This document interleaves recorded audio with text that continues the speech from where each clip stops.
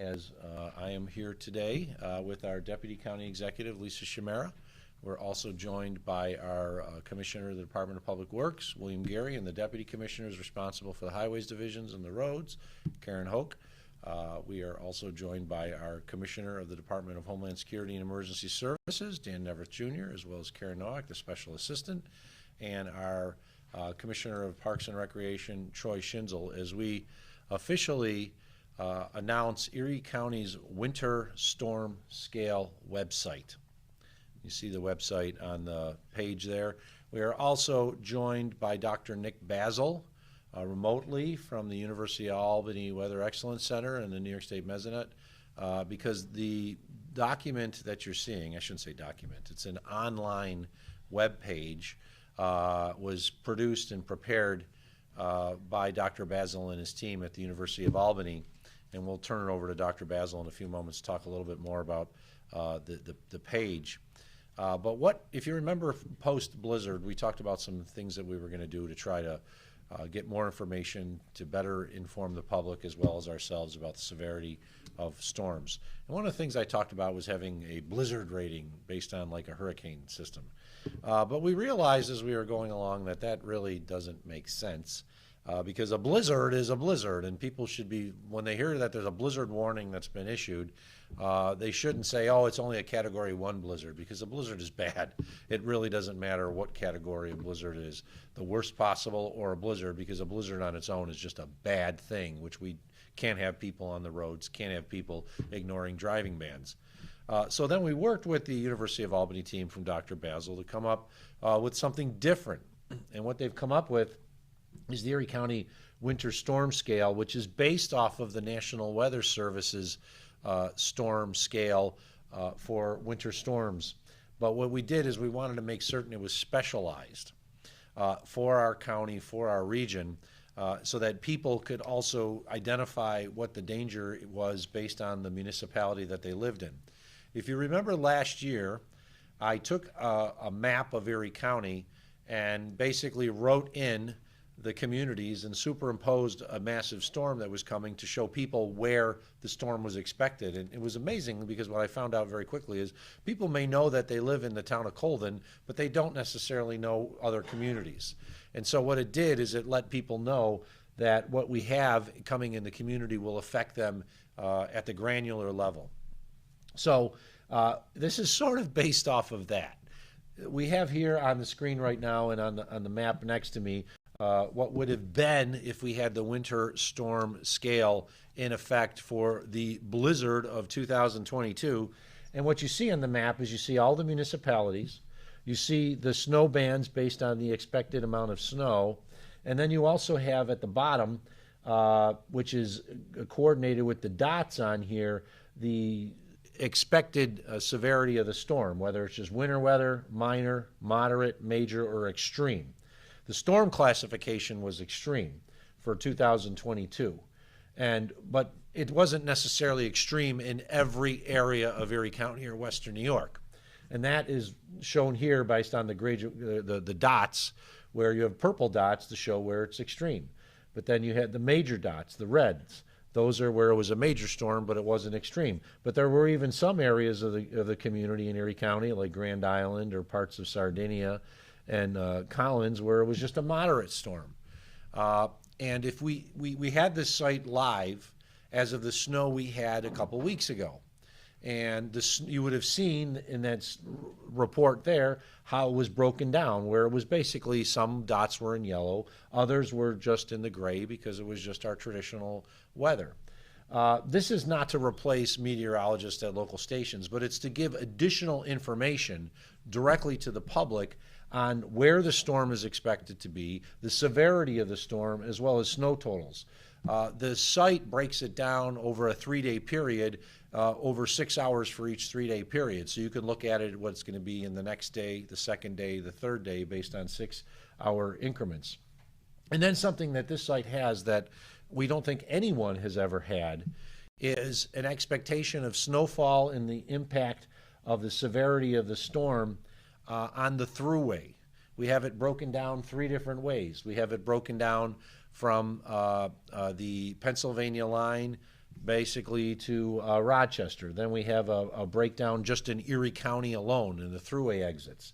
And then we have it in this shown here, broken down based on the thruway exits from Cleveland to Syracuse. And if you looked at the storm based on the expectation of what occurred back in December of 22, you would see in Cleveland it was a minor snowfall event. Then it was moderate as you got closer to the Pennsylvania line, and then you had the major and extremes here in Erie County, but then the huge drop-off in the Rochester area, where there really was almost no snow that was predicted at all or fell between Rochester and Syracuse. So what we're going to do is on the website, you'll be able to click and actually see the breakdown based on just Erie County thruway exits from the New York State line to Rochester, and then from Cleveland to Syracuse, which, because as we know, what often happens is truckers will be in Pennsylvania or Ohio and they'll think, oh, I'm just going to drive up, it's not so bad. But we want people to understand, okay, maybe it's okay in Cleveland, maybe it's not bad by the Pennsylvania line from Ohio, but it's going to start getting bad. So this is a tool that can also be used by the Thruway Authority and as well as Pennsylvania and parts of Ohio as well, to let the truckers know you shouldn't be coming to this region.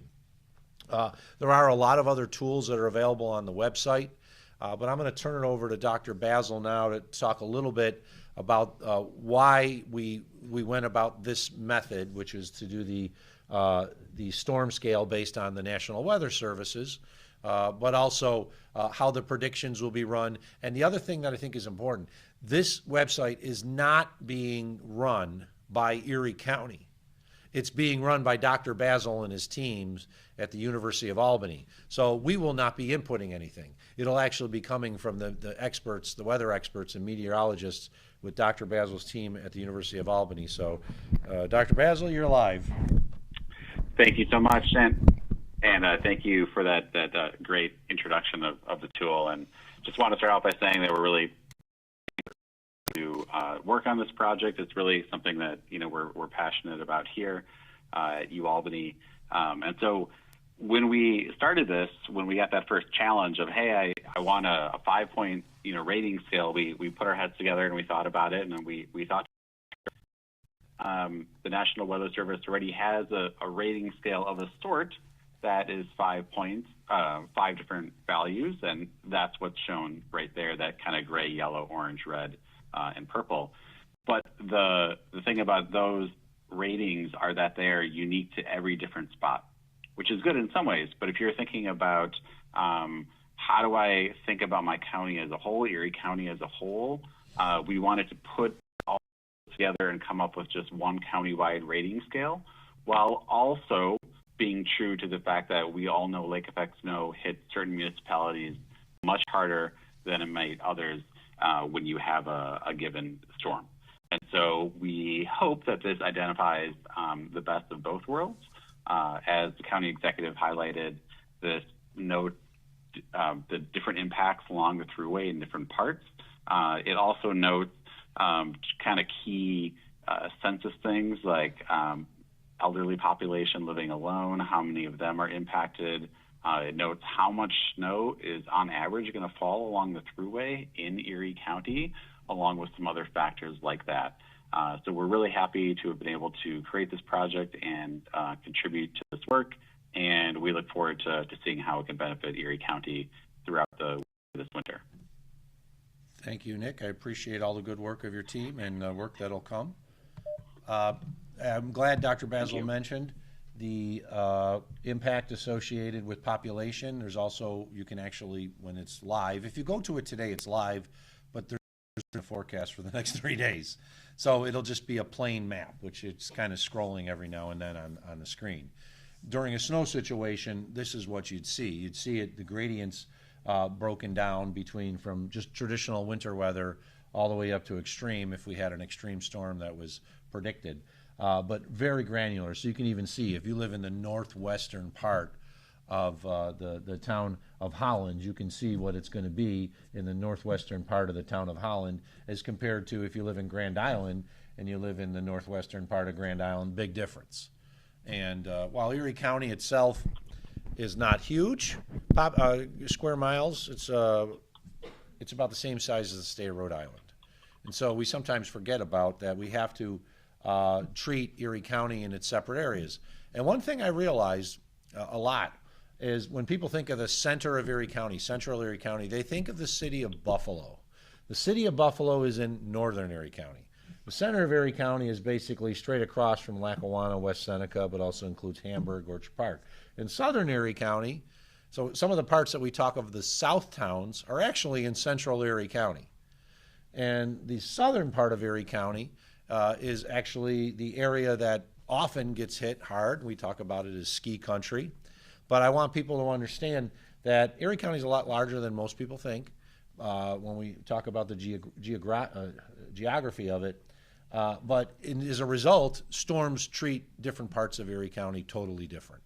All we got to do is think about the storm that hit 11 years ago, 2014. It was sunny and people were golfing in the northern part of Erie County. And in what's really central Erie County, they were dealing with it, ended up being 80 inches of snow. That's what can happen in a lake effect storm here. I want to turn over to our Deputy County Executive, Lisa Chimera, to talk a little bit more about this tool. And as I said, this is an online tool that everyone can access. If you go to the website that you see there, nyswrcc.org/COE weather/ECWSS. If you go to it today, it's going to have all the maps, but there's going to be nothing really on it because we don't have snow forecast for the future. But you can go check it out and see how it works. Deputy? Thank you very much. So winter preparedness really is an ongoing collaborative effort with all of our departments. And one of the things that I want to talk specifically about is what we do with our COAD, community organizations active during a disaster. It is so critically important that our community partners are aware of the weather. And one of the things that we do often is we will send them weather reports. But they're pretty, just what's happening in the future, perhaps.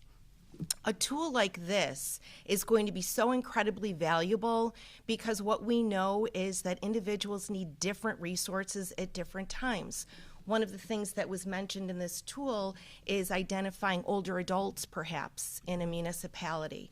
So we are able to activate our COAD with very specific information on the needs throughout our community, which is incredibly important.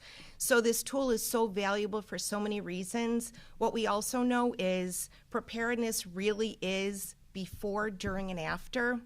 That before opportunity to prepare a community and a municipality for the specific needs that they need is crucial, and this tool will be so extremely valuable. So I want to thank the county executive. Winter preparedness has been a top priority of his. This tool has been a top priority, and I think it's going to be extremely beneficial for all of Erie County. So thank you. Thank you, Madam Deputy.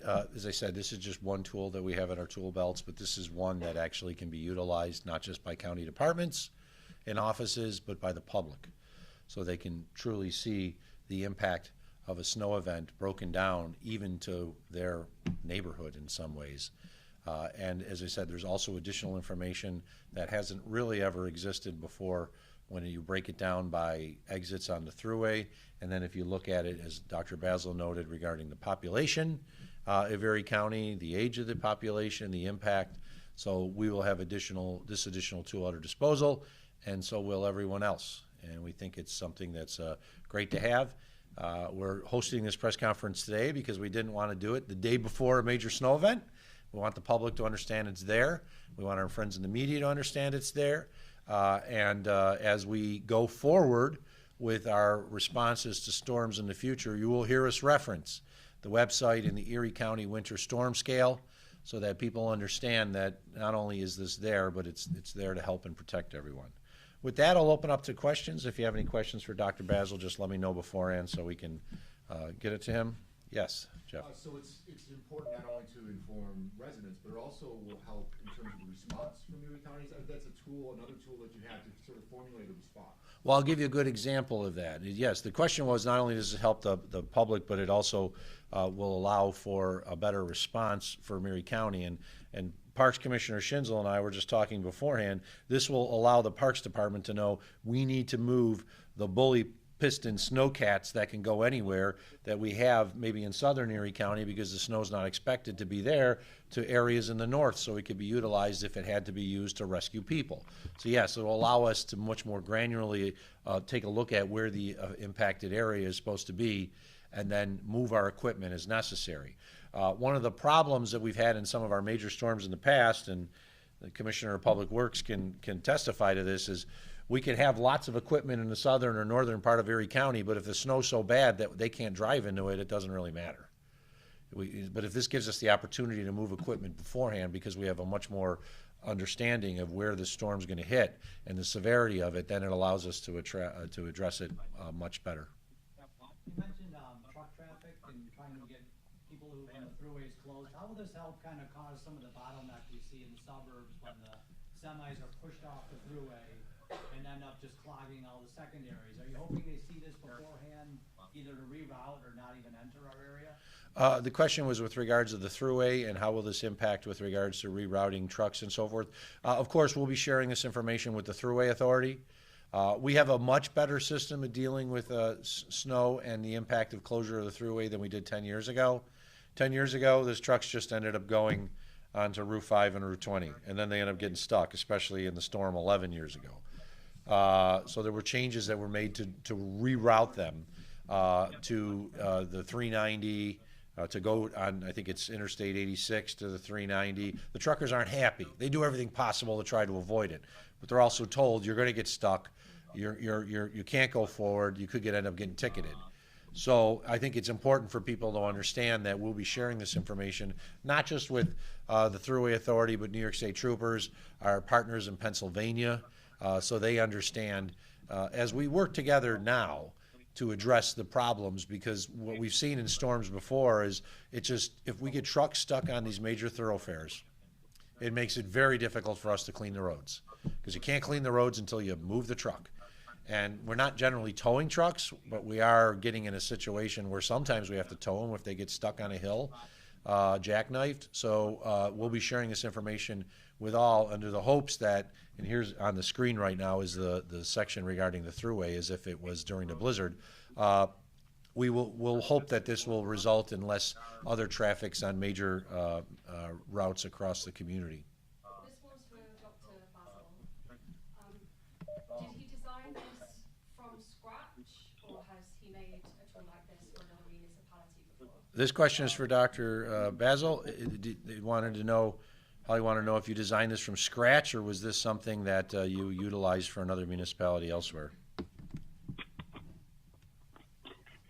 This is something that we designed from scratch, with the caveat being that we were sort of standing a little bit on the shoulders of the National Weather Service, who created the original scale.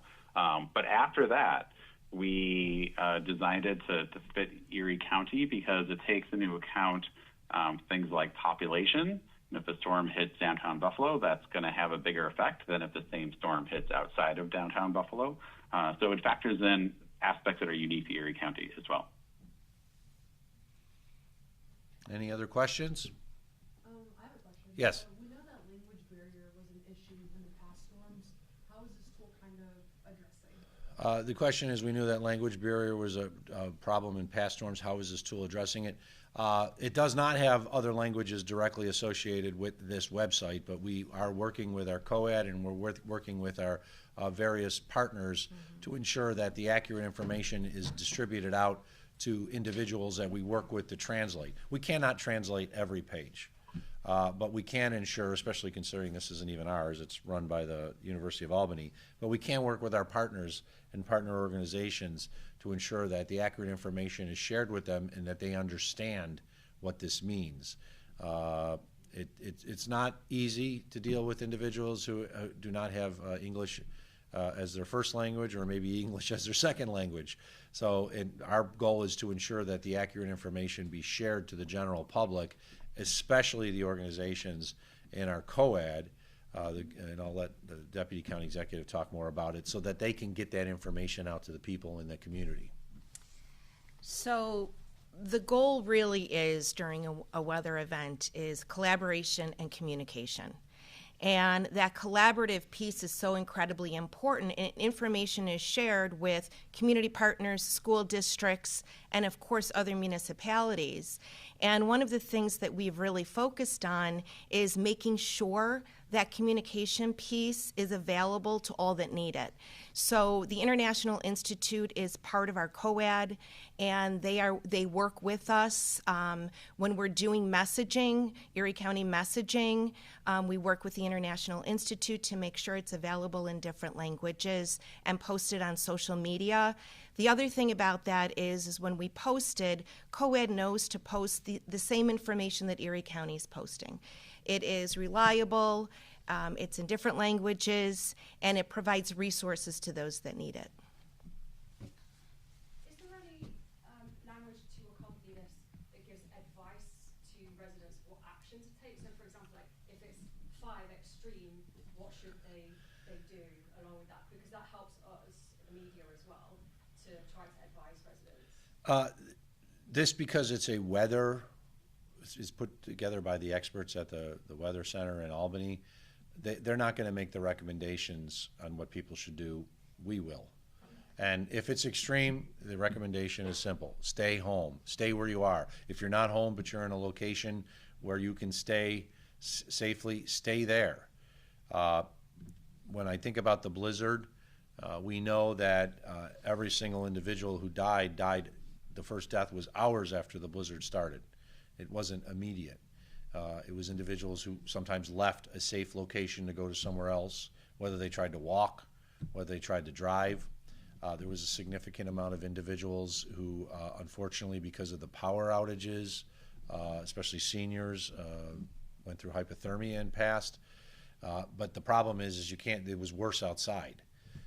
We've addressed a number of things. National Grid has addressed the issues with regards to their substations to ensure that they don't have the problem like they did, which was substations freezing during that storm, which is exactly what they basically turned into giant blocks of ice.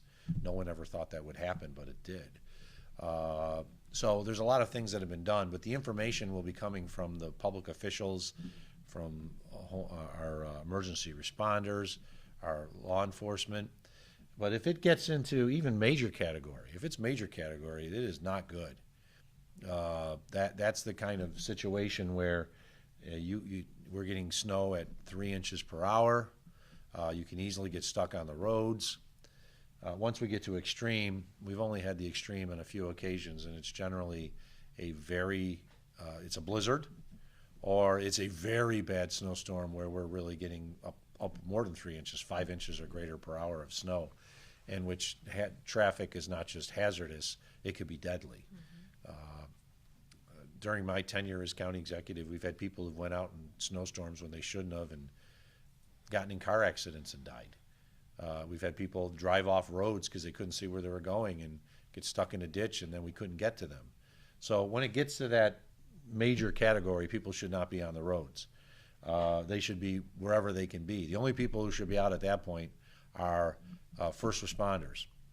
When we had the extreme category, we got to points during the blizzard where we couldn't even put our first responders and Department of Public Works crews on the roads. It was too dangerous for them. And when you had trained experts, including those who train in extreme winter weather situations, as we saw in the blizzard, come back and say, it is too dangerous for me to be out there, I could die. And they're in full parka gear and everything you could imagine to keep warm. You can imagine the individual who gets stuck in their vehicle and all they have on is a light jacket. And that's what happened in situations, unfortunately, in the blizzard. So we want people to understand, if a driving ban is in place, it's not to make your life miserable. It's to ensure that we keep people off the roads because it's a dangerous situation and allows us to get rid of the snow. A driving ban, I had one person once say to me, and it drove me crazy, I find a driving ban inconvenient. It's not there for your inconvenience. It's there to protect the public and give our Department of Public Works and all the other crews the ability to clean up the roads when we can't because people get stuck. So I'm hopeful we don't have a really bad storm this year. We just came off the anniversaries of 2 really bad snowstorms, but we know between this period and basically January, we could get some really nasty snowstorms as long as the lake is not frozen. And that's one of the reasons why we have this tool here. The classifications, are they just based on snowfall amounts? No. Or do they also trigger like wind speed and temperature? Do those all play a role in where it hits on the classification? Did you hear that, Dr. Basil? Yeah, yes, I did. So the question is, are they just based on snowfall amounts, or are they based on other things like wind speed and extra things? The snow amount is the primary consideration, but there are other factors that go into this, such as will there be blowing snow? I already mentioned population is a weighting as well. So while snow is the primary one, this scale does consider other types of factors that influence how bad a winter storm is, because we know from thinking back to the Buffalo blizzard here, that was preceded just a month earlier by, a 7-foot snowstorm that was quote unquote only snow. And we know that one wasn't as impactful as this one because it didn't have those extreme winds, that blowing snow, those extreme cold conditions, and so on. One of the things you could see on the map, as I'm looking at it here, it's on the screen, you could see over a 3-day period a projection of 3 feet of snow, but not necessarily be anything other than moderate. Because if we're getting 12 inches of snow a day, or basically less than half an inch an hour, we can handle that. But a foot of snow a day with 75-mile-an-hour winds could be much worse. And I think the example that was talked about that Dr. Basil referenced is the November 2022 storm had a lot more snowfall than the blizzard did. But the blizzard was worse because of the extreme wind conditions and also the colder temperatures, which made it very life-threatening as compared to the snow, which was in November, which was bad, but it still wasn't anywhere near the severity as the snowstorm that happened a month later. Any other questions? If not, you can go and check out the website at the link on the page. I want to thank once again Dr. Basil and his crew for the work that they did to build this site. Also have to thank our friends at the National Weather Service, because we are using their winter storm severity key from just basic winter weather, minor, moderate, major, extreme. We need to be all prepared for winter. You should have your houses prepared for winter in case you lose power. You should also have your cars prepared. If you don't have your winter brush, your ice scraper, extra clothes in your car now, put it in now. We've already received initial report that we might get some winter weather after Thanksgiving. And if that's the case, we're prepared, and everyone else should be prepared. Thank you to my team in Erie County government for the work that you've done in helping put this winter storm severity index scale in place as it pertains to Erie County. And we are planning for members of the media, once we have a significant snowfall on the projection, to hold our usual press conference at one of the barns to talk about some of the new equipment that we bought this year and what people should prepare for as the storm comes up, but that we don't have scheduled yet because we don't know what we're getting. Thanks, everyone. Have a good day and be safe out there. Thank you, Dr. Basil.